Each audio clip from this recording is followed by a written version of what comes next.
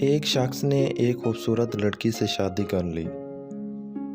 بہت محبت کرتا تھا اپنی بیوی سے، مگر ایک دن اس لڑکی کو جلد کی کوئی بیماری لگ گئی، جس سے اس کی خوبصورتی روز بروز گھٹتی جا رہی تھی۔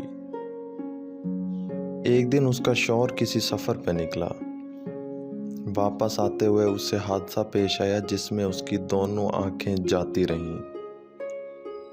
خیر، ان کی ازدواجی زندگی یوں ہی چلتی رہی اور اس کی بیوی کی خوبصورتی مزید گھٹتی رہی، مگر اندھے آدمی کو اس بات کا علم نہیں تھا، لہذا ان کی زندگی پر اس کا کوئی اثر بھی نہیں پڑا۔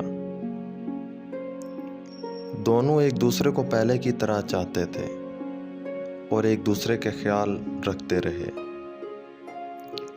خدا کا کرنا ایسا ہوا کہ ایک دن اس لڑکی کا انتقال ہو گیا۔ اس کا شوہر نہایت غمگین تھا اس صدمے سے، جس کے باعث اس نے اپنا سب کچھ فروخت کر ڈالا اور اس شہر کو چھوڑ کر کسی دوسرے شہر جانے لگا۔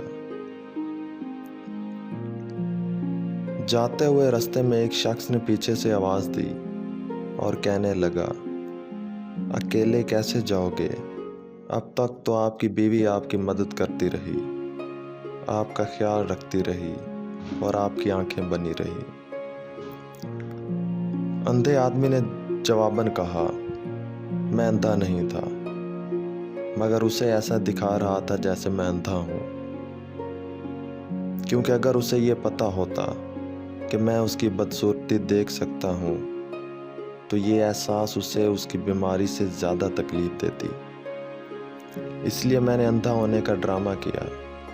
وہ بہت اچھی بیوی تھی، میں بس اسے خوش رکھنا چاہتا تھا۔ آپ سب کے سننے کا بہت بہت شکریہ۔ خدا حافظ۔